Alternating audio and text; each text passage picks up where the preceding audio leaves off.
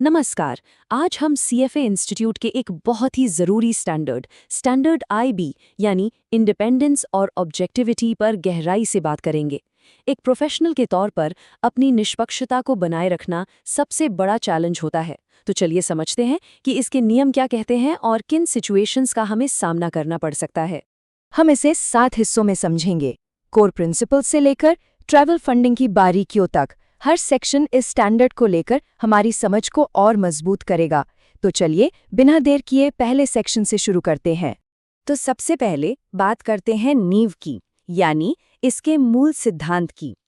ये स्टैंडर्ड पूरी तरह से अनबायस्ड और इंडिपेंडेंट प्रोफेशनल जजमेंट को बनाए रखने के बारे में है। अब देखते हैं कि कौन से बाहरी तत्व हैं जो इस सिद्धांत के लिए खतरा बन सकते हैं। तो ये जो लाइन है, ये स्टैंडर्ड आईबी का आप कह सकते हैं दिल है। इसमें कोई अगर मगर नहीं है, ये एक सीधा सीधा नियम है। हर मेंबर और कैंडिडेट की ये पर्सनल जिम्मेदारी है कि वो अपनी इंडिपेंडेंस और ऑब्जेक्टिविटी को बचा कर रखे। क्यों? ताकि क्लाइंट्स को हमेशा बिना किसी मिलावट के उनके अनबायस्ड जजमेंट का फायदा मिले। जैसा कि हम देख सकते हैं, हमारी निष्पक्षता पर खतरा कई तरफ से आ सकता है। ये दबाव बाय साइड क्लाइंट से आ सकता है, इन्वेस्टमेंट बैंकिंग रिलेशनशिप से, परफॉर्मेंस मेजरमेंट के प्रेशर से या फिर क्रेडिट रेटिंग एजेंसी से भी आ सकता है। ये बाहरी लोग अक्सर अपना प्रभाव डालने के लिए महंगे गिफ्ट्स, बड़ी बड़ी पार्टियां या नौकरी के ऑफर्स जैसे तरीके अपनाते हैं। और हाँ, आईपीओ में पर्सनल अकाउंट के लिए शेयर अलॉटमेंट लेना, ये तो एक बहुत ही गंभीर और साफ साफ उल्लंघन माना जाता है। चलिए अब एक ऐसी एरिया पर आते हैं जहां से एग्जाम में अक्सर सवाल बनते हैं, गिफ्ट्स और एंटरटेनमेंट को कैसे हैंडल किया जाए।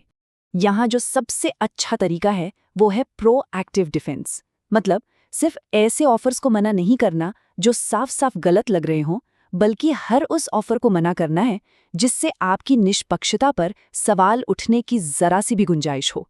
अगर थोड़ा भी शक है तो ना कहना ही सबसे सही रास्ता है। अच्छा, अब ये स्लाइड बहुत इंपॉर्टेंट है क्योंकि यहाँ एक बहुत बारीक लेकिन ज़रूरी फ़र्क समझाया गया है। देखिए, एक गिफ्ट जो क्लाइंट से मिलता है और एक गिफ्ट जो किसी ऐसी कंपनी से मिलता है जो आपसे कुछ काम निकलवाना चाहती है, दोनों में ज़मीन आसमान का फ़र्क है। क्लाइंट के साथ तो हमारा पहले से ही एक प्रोफेशनल, एक कॉम्पेंसेशन का रिश्ता है, तो वहाँ से मिला गिफ्ट एक तरह का सप्लीमेंट्री मुआवजा माना जा सकता है। हाँ, रिस्क तो है पर थोड़ा कम। लेकिन जब कोई ब्रोकर या कोई कंपनी आपको गिफ्ट दे जिसके साथ आपका ऐसा कोई रिश्ता नहीं है, तो वो सीधे सीधे आपके फैसलों को प्रभावित करने की कोशिश है। यहाँ रिस्क बहुत ज्यादा है, इसीलिए नियम भी अलग हैं। क्लाइंट से मिले गिफ्ट के बारे में अपने एम्प्लॉयर को बताइए और दूसरी तरह के गिफ्ट को सीधे मना कर दीजिए अगर आपको जरा भी शक हो। तो बात साफ है, क्लाइंट से मिले गिफ्ट के मामले में डिस्क्लोजर यानी अपने एम्प्लॉयर को बताना सबसे ज्यादा जरूरी है। इससे फर्म को पूरी सिचुएशन का जायजा लेने और उस पर नजर रखने का मौका मिलता है। खतरे सिर्फ बाहर से ही नहीं आते, कई बार फर्म के अंदर का दबाव भी हमारी निष्पक्षता के लिए उतना ही बड़ा खतरा बन सकता है। एक एनालिस्ट पर अंदर से दबाव कई जगहों से आ सकता है। हो सकता है इन्वेस्टमेंट बैंकिंग डिवीजन चाहे कि एक अच्छी रिपोर्ट छापी जाए ताकि उनकी डील पक्की हो जाए, या फिर सीनियर मैनेजमेंट किसी बड़े क्लाइंट को खुश रखना चाहता हो। सेल्स और मार्केटिंग टीम को तो हमेशा ही बेचने के लिए एक अच्छी कहानी चाहिए होती है। इस तरह के दबाव से बचने के लिए एक आम लेकिन गलत तरीका जो देखा गया है वो है अपनी रिसर्च रिपोर्ट की भाषा को गोलमोल कर देना या उसके तेवर को हल्का कर देना। लेकिन ये तरीका निवेशकों की उम्मीदों पर खरा नहीं उतरता। उन्हें सीधी, साफ और बिना किसी लाग लपेट के एनालिसिस चाहिए। तो सबसे ज़रूरी बात यह है, दबाव चाहे कहीं से भी आए, अंदर से या बाहर से, आखिरी जिम्मेदारी हमेशा उस मेंबर या कैंडिडेट की ही होती है कि वो ये पक्का करे कि उसका काम अनबायस्ड और निष्पक्ष है।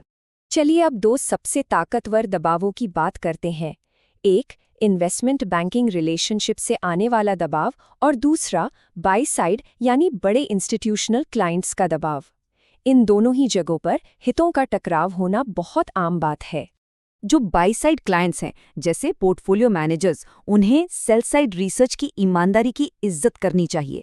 अगर कोई एनालिस्ट उनकी किसी बड़ी होल्डिंग पर कोई नेगेटिव राय देता है तो मैनेजर को बदले की भावना से उसे धमकाना नहीं चाहिए या उसकी शिकायत उस कंपनी से नहीं करनी चाहिए।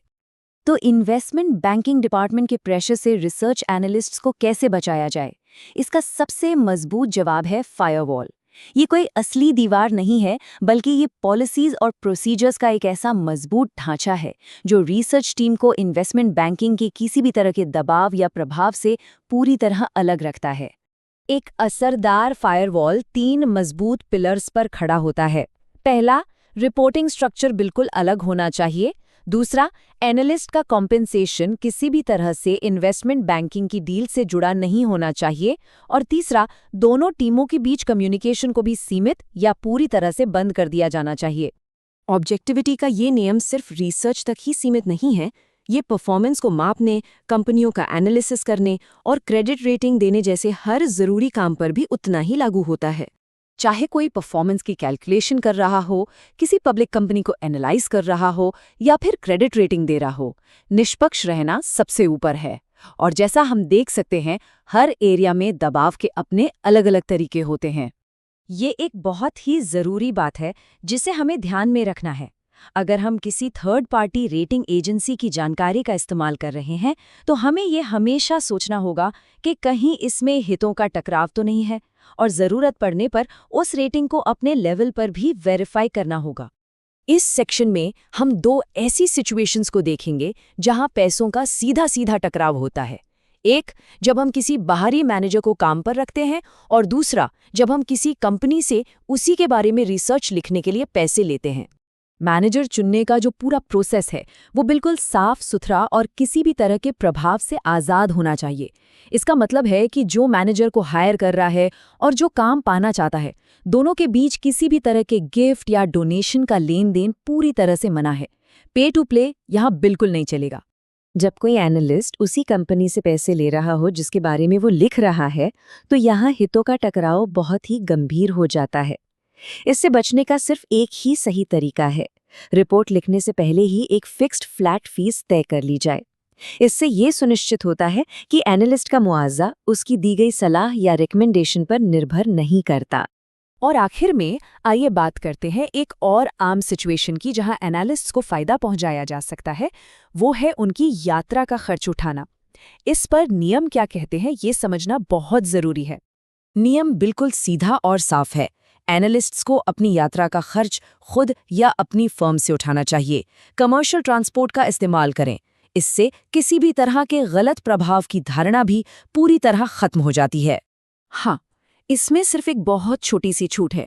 अगर किसी जगह जाने के लिए कोई कमर्शियल ट्रांसपोर्ट मौजूद ही नहीं है, तो किसी ज़रूरी इवेंट जैसे किसी प्रॉपर्टी टूर के लिए कंपनी द्वारा की गई मामूली यात्रा व्यवस्था को स्वीकार किया जा सकता है।